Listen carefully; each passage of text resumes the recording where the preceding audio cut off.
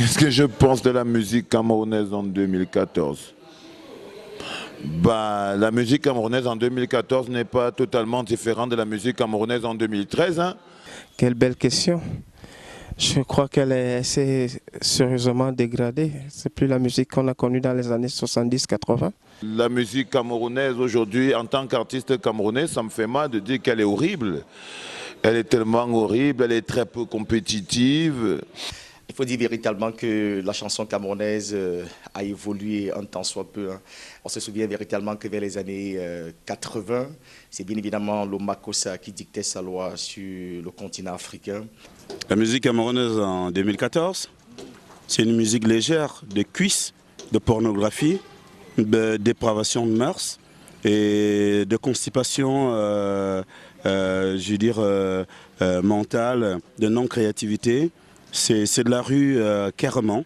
Et nous n'avons pas su bénéficier des avancées technologiques que la musique nous offrait. Donc je crois qu'elle se porte très très très mal. Et je pense que c'est la dégradation totale. Disons qu'en ce qui concerne la musique camerounaise en 2014, je crois que comme toutes les autres musiques, elle a subi beaucoup de mutations.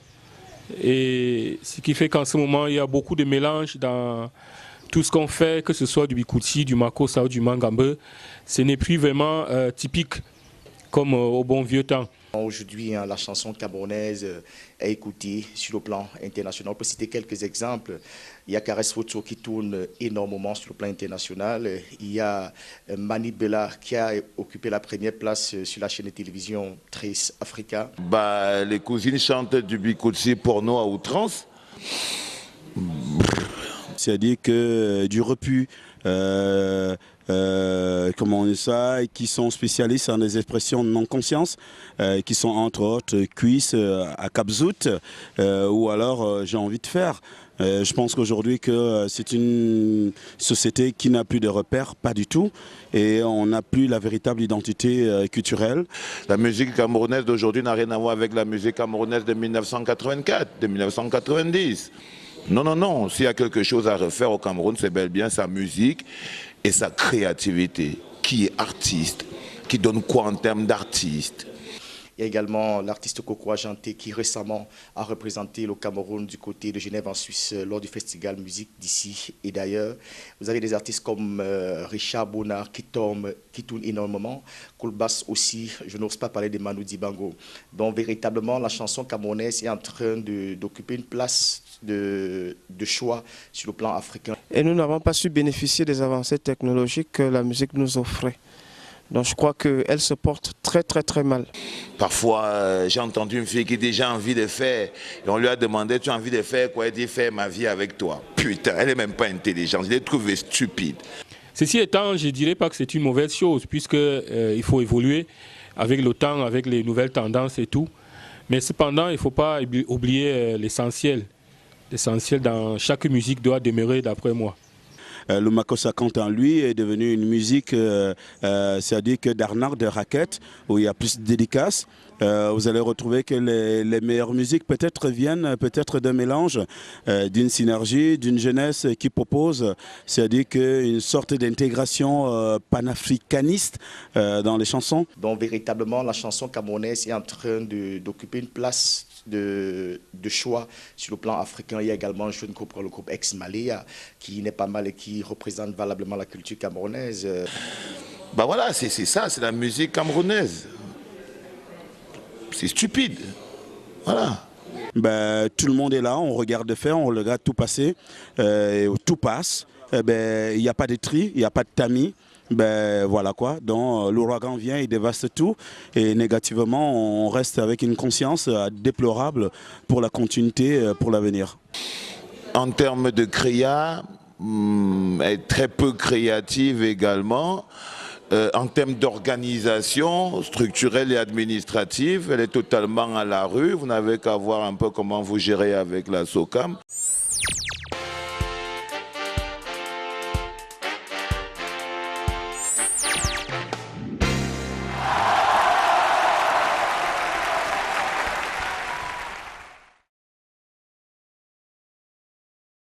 Il y a nullement un transfert de compétences.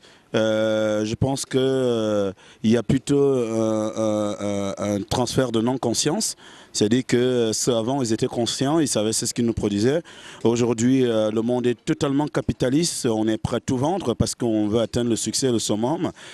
C'est pas au prix de la méritocratie, c'est au prix, bien sûr, de la poussée vulgaire. Vous savez, la nouvelle génération, ma foi, manque beaucoup de choses. Parce qu'il manque l'humilité, il manque l'ardeur et l'amour du travail, il manque même le respect. Et cependant, je dois quand même reconnaître qu'il y a certains talentueux parmi eux. Je dis certains, mais pour la plupart, vraiment, ce n'est pas le cas. Ce sera un peu difficile de répondre à cette question-là, mais quelque part, je dirais oui. Quand vous voyez un artiste comme Petit Pays, aujourd'hui, vous voyez ceux qui sont passés dans l'écurie Petit Pays. Je vais parler de mathématiques de Petit Pays, je vais parler de papy de Petit Pays. Ils sont nombreux, hein, les Monieka qui sont passés par les écuries Petit Pays. Donc, il y a eu un transfert de connaissances de ce côté-là. Je ne crois pas parce que les jeunes générations n'ont pas connu la chance ou n'ont pas compris la chance qu'il y avait à créer ce transfert de compétences. Je vous dis, la musique camerounaise n'est pas allée en s'améliorant. La musique camerounaise est allée en se détériorant. Et je pense qu'aujourd'hui, il y a même pas un lien, il y a même qu'il soit allègre entre cette génération-là et la nôtre. Parce qu'il faut comprendre, parce que quand on n'est pas dans le jargon, on ne peut pas comprendre.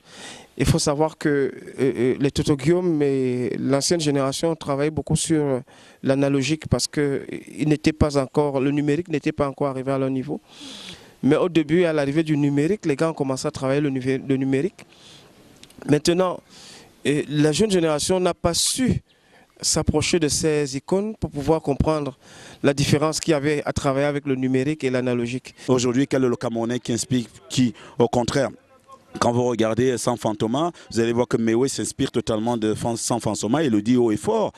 On ne peut pas dire que Côtier François a transmis quelque chose à Coco Argenté quand même. Quand vous voyez le papa Angé Bogo et Moran et son fils Tonton Ibogo qui s'en sort pas mal, il y a également, quand vous voyez l'artiste Ndjoure et le jeune Babi Dior qui fait du très bon Makossa aujourd'hui, il y a eu quand même des transferts de connaissances. Mais le tout n'est pas de pouvoir initier les jeunes à la musique pour qu'ils puissent s'en sortir. Il faut d'abord avoir le talent. On ne peut pas dire que, je ne sais pas moi, Anne-Marie Zier aurait transféré quelque chose à Amazon, ou bien, je ne sais pas, il n'y a aucun transfert de compétences. Vous allez voir aujourd'hui que plutôt ce sont les Camerounais qui copient. On est devenu purement nigérian, plus nigérian que nigérian. On est devenu plus zaïrois que zaïrois, plus congolais que congolais. On devient même encore plus pop que les créateurs de la pop. Et je pense que c'est encore lamentable, ignominieux même. On s'est rendu compte véritablement que chez nous aujourd'hui, on se rend compte que quand on a tout perdu ailleurs, on s'est dit, ben voilà, on peut se lancer dans une carrière musicale. Et aujourd'hui, avec les nouvelles technologies, ça peut apporter la facilité dans votre chambre. Vous pouvez enregistrer un album, vous pouvez tout programmer et mettre un album sur le marché du disque. Ce qui fait que véritablement, c'est vrai, les anciens ont quand même initié les jeunes. Et les jeunes ne se sont pas véritablement mis au travail. C'est la raison pour laquelle il y a eu un passage à vide. Mais aujourd'hui, quand même, les choses sont en train de changer. Vous savez, à l'époque, pour enregistrer un album, il fallait aller du côté de la France. Alors qu'avant, une musique durait des années. Et j'en connais des musiques qui sont sorties il y a 20 ans. Quand on les met dans des fêtes encore aujourd'hui, ça fait lever tout le monde. Ce qui n'est malheureusement pas le cas avec la plupart des musiques de la nouvelle génération. Et aujourd'hui, tout le monde peut sortir l'album à tout moment, même si on chante faux, même si on ne chante pas bien. L'ordinateur est là pour corriger, etc. Donc les anciens jouent quand même leur rôle, mais ce sont les jeunes qui n'ont pas pu saisir leur chance. Mais Dieu merci, aujourd'hui, il y a les jeunes qui s'illustrent bien. Le président Mobutu, pour relancer la musique zaïroise, avait ouvert tout un grand studio, que ce soit au Zaïre, que ce soit au Bénin. Ça a donné une impulsion véritable à la musique zaïroise. Vous pouvez confondre les anciens musiciens béninois d'avant, zaïrois et congolais. Vous dites qui sont tous du Congo. Et pourtant, c'était une impulsion politique. Les artistes ont arrêté de créer depuis qu'ils ont commencé à avoir plus faim qu'autre chose. Le jour où la famine a dépassé la créativité. Aujourd'hui, les artistes alignent les noms de Raymond Ichenga et les autres bêtises qui tournent autour de la musique avant d'écrire la musique. Vous voyez, les grosses stars tournent un tout petit peu partout, sauf au Cameroun. Et le Cameroun a les meilleurs animateurs, les meilleurs présentateurs dans le monde. Les plus grands musiciens camerounais se retrouvent soit dans l'orchestre de Mike Jackson, soit, vous allez retrouver les plus grands ténors de la chanson, les majors chez Sony, sont camerounais, Richard Bona, bien d'autres encore. Et la jeune génération n'a pas su s'approcher de ces icônes pour pouvoir comprendre la différence qu'il y avait à travailler avec le numérique et l'analogique. Et franchement, la jeune génération n'en a pas bénéficié. Donc il n'y a pas eu de transfert de compétences.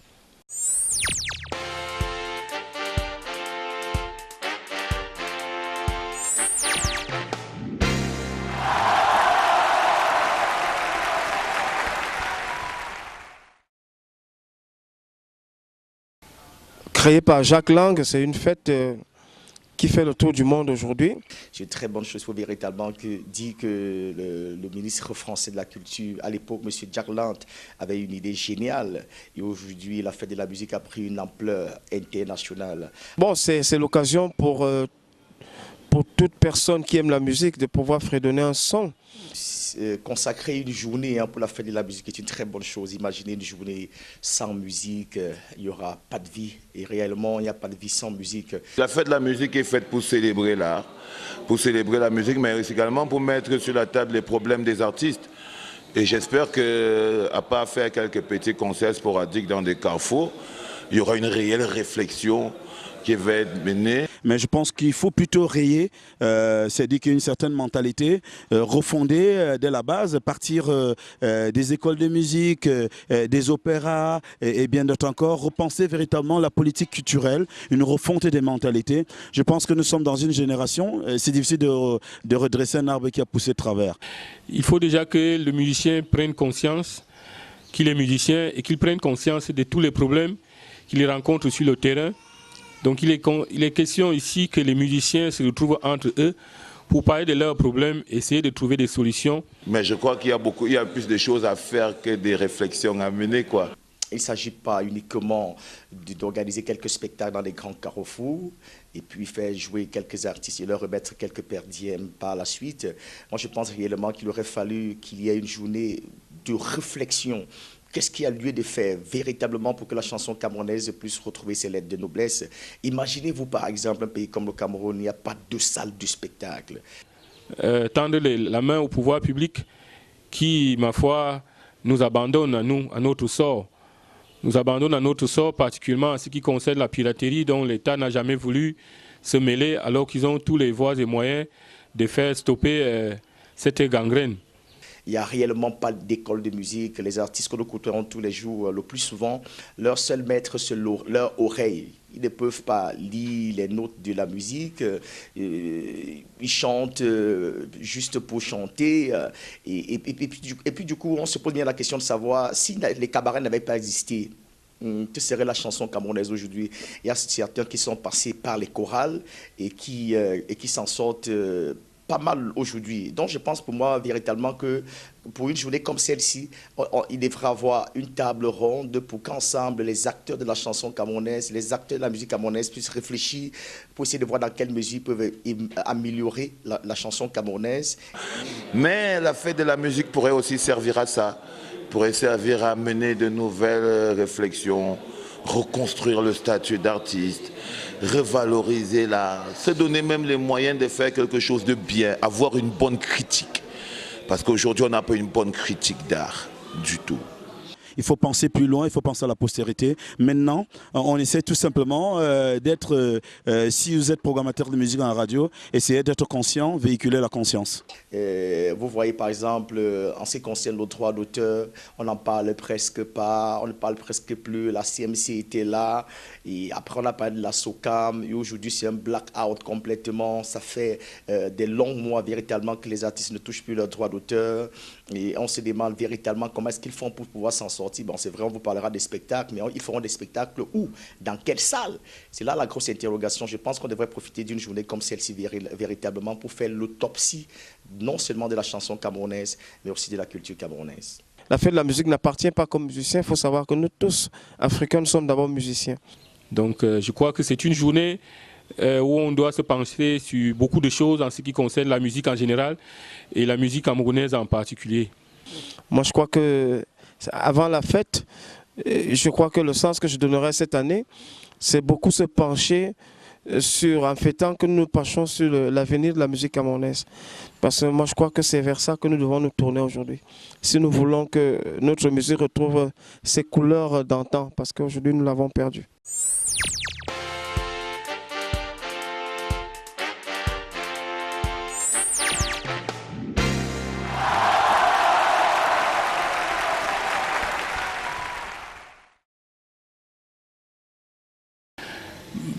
Disons que je vais commencer par souhaiter bonne fête de musique à tous les membres de mon association, l'association Kouloubeti, où je suis le vice-président. Je souhaite bonne fête à tous les membres de cette association-là. Je souhaite également bonne fête à notre président, Justice BN. Dans la communauté artistique, il faut dire véritablement que j'ai beaucoup d'artistes que je côtoie, j'ai beaucoup d'amis. Je voudrais d'abord souhaiter très bonne fête à tous les artistes en général, particulièrement à l'artiste Petit Pays qui est un aîné. Je pense également à Narcisse Price. À quel musicien faut souhaiter bonne fête de la musique?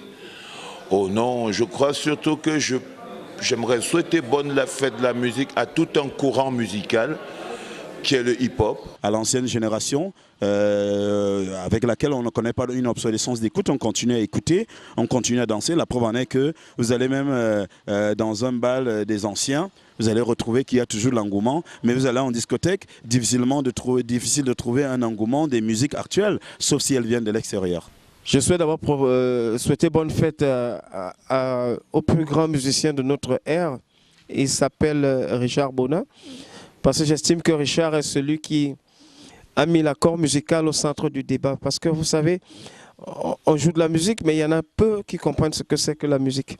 Je souhaite une très bonne fête à Babi Dior. Je souhaite également une très bonne fête à Dynasty Lotique, tout en lui transmettant mes condoléances parce qu'il a perdu sa maman il y a pratiquement 3 jours. Toutes mes condoléances au petit Dynasty Lotique. Je pense également à Mani Bella, je pense à Coco Argenté, je pense à Chantal Aïssi. Et je vais également souhaiter bonne fête à tous mes aînés dans la musique. Ils sont nombreux. Vous avez Mbaga Soukou, c'est Boremeran, Vono Star, Ngovinal, Jinga et Somba. Et je n'oublie pas nos aînés qui sont Manu Dibango, Toto Guillaume, Aladji Touré, les frères Sabal, Jacques Djeim, Yves Ndjok. Je pense à Karine Bellinga, je pense à l'artiste Pizana, je pense à l'artiste Félix, qui est un jeune Camerounais qui vit sur le ciel du Canada. Salut à toi Félix. Je pense à Monieka, ils sont tellement nombreux. Je vais te souhaiter une très bonne fête. À Bisso Solo, au général Amba Pierrot, j'en oublie, Narcisse Price, ils sont tellement nombreux. Je voudrais leur souhaiter une très bonne fête et que vivement les choses puissent changer sur le plan du droit d'auteur au Cameroun. Il y a également les gars de ma génération. Vous avez Josko l'inquiéteur, Aïdjo Mamadou, Tanous Foué. Ils sont nombreux en tout cas. De l'autre côté, à Douala, j'ai des amis là-bas aussi. Vous avez Narcisse Price, Papa Zoé, Dédié Yango. Et moi, je crois que tous ensemble, si nous pensons qu'il y a quelque chose à refaire, on peut le refaire ensemble. Donc, je dis bonne fête à tout le monde. Jackie Kingé, Nicole Mara. Disons bonne fête à tous les musiciens en tout cas. Aux vétérans, même s'ils ne vivent plus, à l'équipe nationale du Makossa, parce que ça a été des groupes précurseurs. C'est-à-dire que de la dispersion positive dans le succès des musiciens, que ce soit d'il y a une décennie ou actuel, certains du moins. Je crois que le hip-hop est la seule branche de la musique au Cameroun qui est vraiment progressée, quoi. Donc une bonne fête de la musique à tous les chanteurs du rap de par le monde et particulièrement à Yaoundé au Cameroun, ceux qui regardent Golden House. Voilà, bonne fête.